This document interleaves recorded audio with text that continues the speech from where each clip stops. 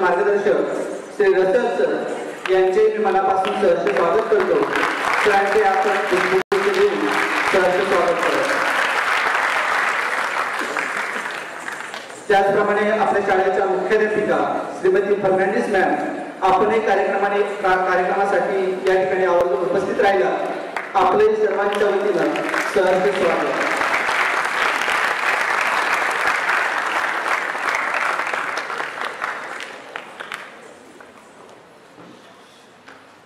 खूप खूप धन्यवाद मॅम.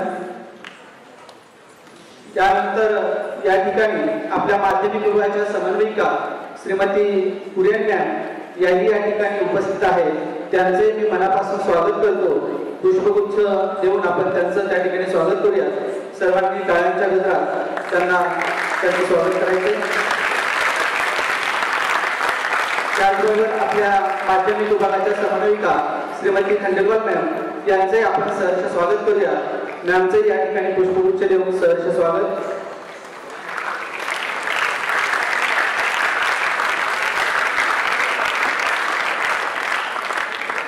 धन्यवाद मॅम. यानंतर या सुंदर व गोड अशा स्वागत समारंभानंतर आपण पुढील कार्यक्रमाकडे वळूया. सर्वप्रथम मी कार्यक्रमाची सुरुवात आपण दीप प्रज्वलन करण्यासाठी मी आपल्या विद्यालयाचे माननीय श्री रसल सर, मुख्याध्यापक विद्यालयाचे प्राचार्य श्री लूक सर, मुख्याध्यापक रसल सर व मुख्याध्यापिका श्रीमती फर्नांडिस मॅम यांना या ठिकाणी आमंत्रित करतो आणि आपण दीप प्रज्वलन करावं, कार्यक्रमाचं उद्घाटन करावं अशी मी या ठिकाणी आपणास विनंती करतो.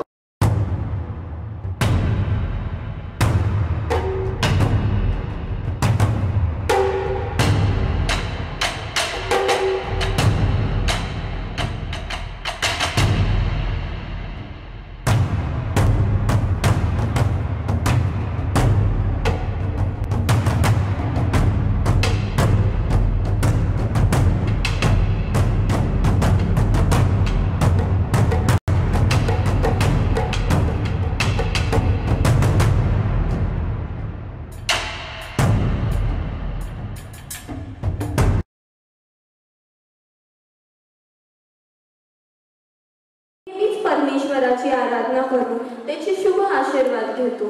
आपल्या कार्यक्रमाची सुरुवातही आपण प्रभूच्या प्रार्थनेनेच करूया.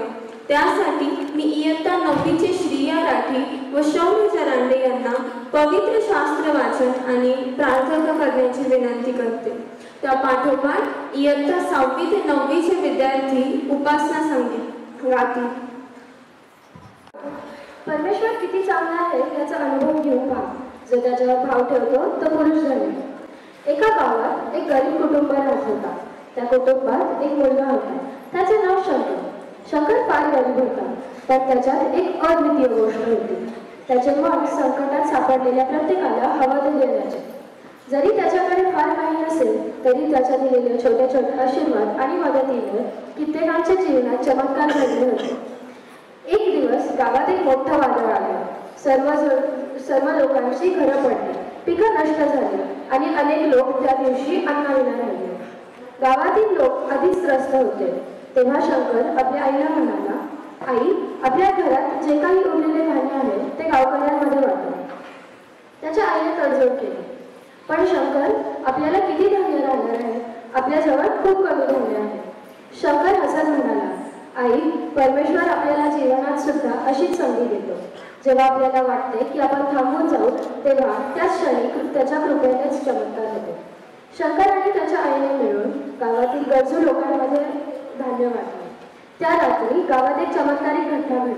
वादळ थांबले आणि दुसऱ्या दिवशी आकाश स्पष्ट दिसू लागले. गावात एक नवीन आशा निर्माण झाली होती. लोकांनी शंकरच्या दिलेल्या प्रेमाचा आणि मदतीचा आदर केला. शंकरने ते खूप साधा आणि निस्वार्थी पद्धतीने केले होते, परंतु त्याच्या कृपेने संपूर्ण गावामध्ये चांगलीच आशा निर्माण झाली होती.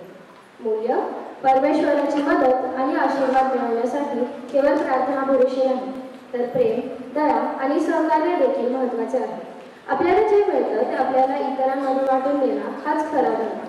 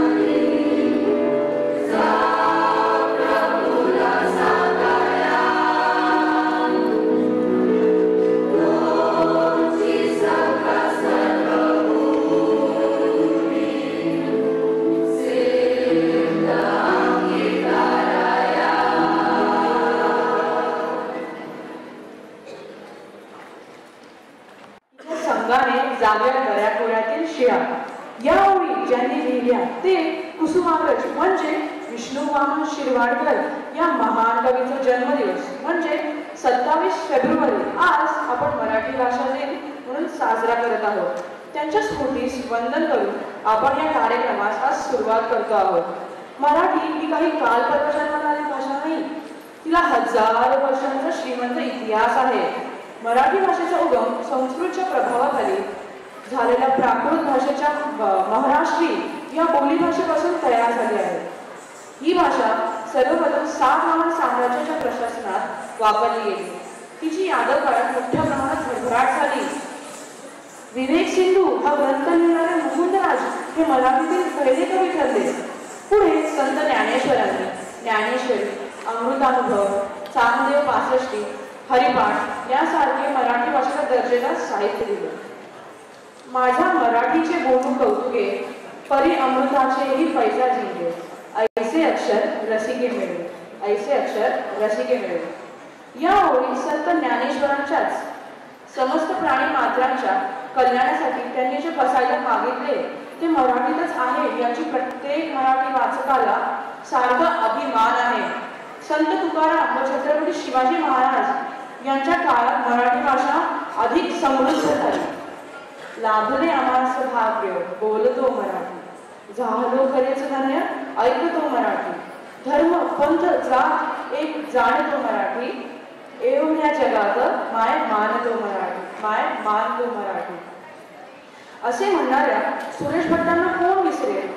अण्णाभाऊ साठे, शिवाजी सावंत, आचार्य अत्रे, बहिणाबाई चौधरी, पु ल देशपांडे, वि स खांडेकर, विश्वास पाटील, नामदेव घसाळ अशा अनेक साहित्यिकांचे साहित्य आपल्याजवळ घेऊन मराठी भाषा एखाद्या खजिन्यासारखी उभी आहे. ज्याला तो खजिना लुटता आला तोच खरा श्रीमंत. अशा या मराठी भाषेला आज अभिजात भाषेचा दर्जा मिळाला आहे. हा आपल्यासाठी एक भाग्याचा व गौरवाचा क्षण आहे.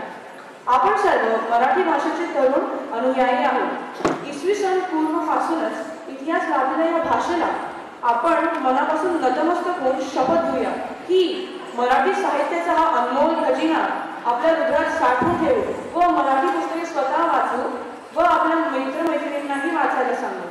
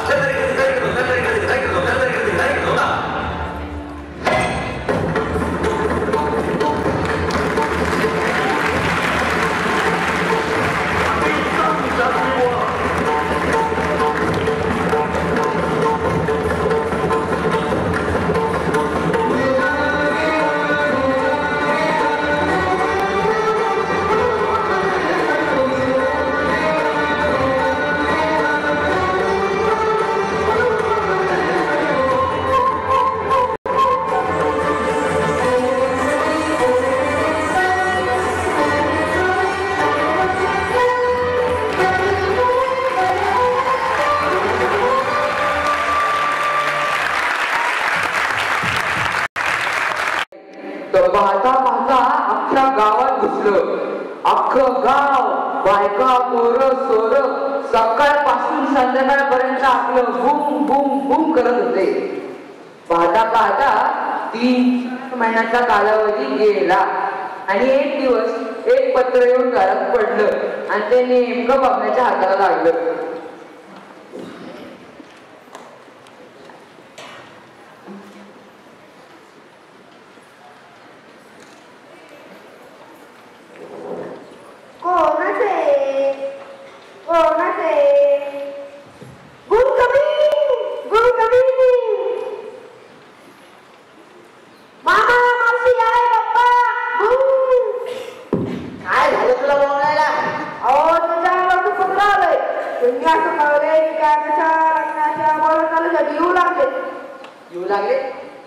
कुठं अडकली तुझी पिन पुढं वाच. अहो 28 तारीख आहे. 28 तारीख आहे. नीट वाचले वचन करू नको. अहो आधीच येऊ लागले. आता येऊ लागले. वाचताना काही घोटाळा नाही केला. अहो आधीच येऊ लागले. आता येऊ लागले. म्हणजे एक काम कर. हे पत्र ठेव इकडे. आणि तुझ्या दादाच्या काशनाच्या कानावर घाल. जा लवकर. जा रे बाबा. अरे अरे इकडे इकडे इकडे इकडे ये ना. एक काम कर. तू गावात जा. गावात जा. आपलं शास्त्रीबांना सांग, वेंकटरावांना सांग, सगळ्यांना सांग, त्याला आपल्या बाळासाहेबांना सांग आणि बाळासाहेबाच्या घरातून पलीकडे ते अच्युतरावांना सांग. अरे नीट आहे ना. मग झालं तर आपलं मारुतीच्या पारावर वेंकटराव, परत आपलं तुकाराम मामा, यशवंत मामा, चल होतो पुढे. चल मी आलो मागून. चाल ते अगं ए कमल सुमन शरयू आहे का कोणी तिकडं? सिंधू म्हणजे गलती मेहनती प्रमती चला पुढे या बाहेर पटपट. ऐकून घ्या काय सांगायलंय. दादाच्या लग्नाच्या बळतणीसाठी छान राग येऊ लागले आत्ता. म्हणून सगळं घर व्यवस्थित करून ठेवा. पहिली व्यवस्थित झाडून घ्या. आणि तापले गाड्या गिरड्या टक्के कोळी सगळं बदला. या चादरी ठेवू नका. सतरंजा टाका आणि जाळ जाळ माट सगळी काढून टाका. त्याला तापली डावीकडची खोली, उजवीकडची खोली, परत पाहुण्यांच्या खोल्या, अंगण गोठा सगळं स्वच्छ करून ठेवा. कळतंय का काय सांगायलोय? या सिंधूला कधी बोलला कमरेवर लेकरू नाही तर कागद पाहिजे तिकडे. ऐकून घ्या काय सांगायलोय. हे माणसं यायला लागले. त्या चौकस बुद्धीची असतील. कुठं बसकन बसली याचं काय निर्णय नाही. कळतंय का? अगं म्हणते अरे नाही घालून यायचे पहिले घर आवडा नंतर ती वेळी भावड्याचा बाजार नुसता. चला आला ना बरं बरं कामाला. भांडे कुठे स्वच्छ करून घ्या. कपडे लत्ताच्या गाड्या घाला. हे राहिलं ते राहिलं परत सांगू नका मला. चला बरं बरं कामाला लागा. तुम्ही तू एक काम कर. घरात जेवढे मोठ्या सुट्ट्या असतील ना चांगलं खाऊन काढ. सोडा ना नाही तर साबू घाल. पोरं कशी कडे केल्यासारखी स्वच्छ झाली पाहिजे. चला लागा कामाला. बरं आम्ही आवडतो. सगळी जण पटापटा कामाला लागा बरं. मी काय करते वसरी झाडते आणि वसरी झाडल्यावर तुम्ही काय करा सतरंजा टाका आणि सतरंजा टाकल्यावर तू काय कर गाड्या टाक आणि ती झाडल्या टाकू नका. निव्वळ धुकट्यासारखे झालंय. आणि अगं म्हणते घरात घर केसाचा गुंता केलाय. अगं तो पळतो इकडं तिकडं चौकून नको गुंता मी वसरी झाडते. अगं म्हणते असं मारे ना पडेल ना तिकडं. अगो कोणी यायचं म्हटलं ना काही जागत कमवायला तर पाणी येते. कोण पाणी येते काय माहिती या डुचकीला.